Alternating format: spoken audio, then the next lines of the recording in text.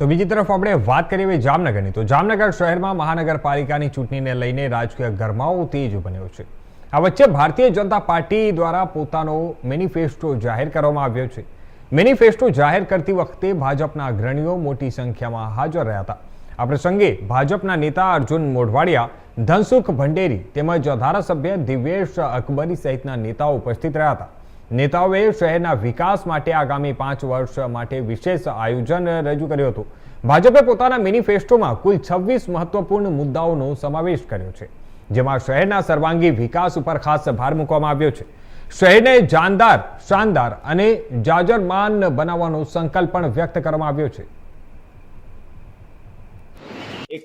ભાઈ મોદીના માર્ગદર્શન હેઠળ વર્તમાન ભારતીય જનતા પાર્ટીની ભૂપેન્દ્રભાઈ પટેલની આગેવાની હેઠળની સરકાર અને ભારતીય જનતા પાર્ટીના અધ્યક્ષ જગદીશભાઈ વિશ્વકર્માના રાહબરી નીચે ગુજરાતની અંદર શહેરોનો અદ્ભુત વિકાસ થઈ રહ્યો છે। પ્રધાનમંત્રી શ્રી જ્યારે ગુજરાતમાં મુખ્યમંત્રી હતા ત્યારે 2005માં શહેરી વિકાસ વર્ષની ઉજવણી કરી હતી। એ પછી ગયા વર્ષે ફરીથી 20 વર્ષ બાદ શહેરી વિકાસ વર્ષની ઉજવણી કરી અને એ ઉજવણીના સંદર્ભે આપણે ગુજરાતનું સૌથી 3જા નંબરનું મોટું બજેટ શહેરી વિકાસ માટે ફાળવેલું હતું। 30,000 કરોડ રૂપિયાની જોગવાઈ ગયા વર્ષે કરી હતી। આ વર્ષે પણ એટલી જ જોગવાઈ આપણે શહેરી વિકાસ માટે કરેલી છે।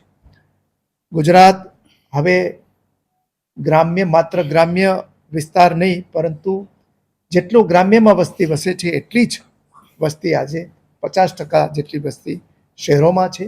ત્યારે શહેરો છે એ ટકાઉ વિકાસ થાય એમનો અને વૈશ્વિક સ્પર્ધા કરી શકે એવા શહેરો બને એ માટે મહાનગરો માટે અલગ અલગ સંકલ્પ પત્રોનું વિમોચન થઈ રહ્યું છે।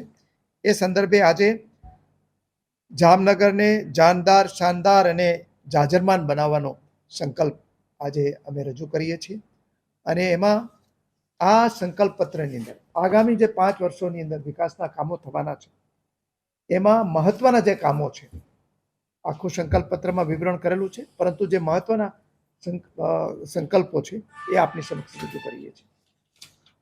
જામનગરની અંદર સુંદર રિંગ રોડ આવેલો છે, પરંતુ એ રિંગ રોડ હવે નાનો પડે છે।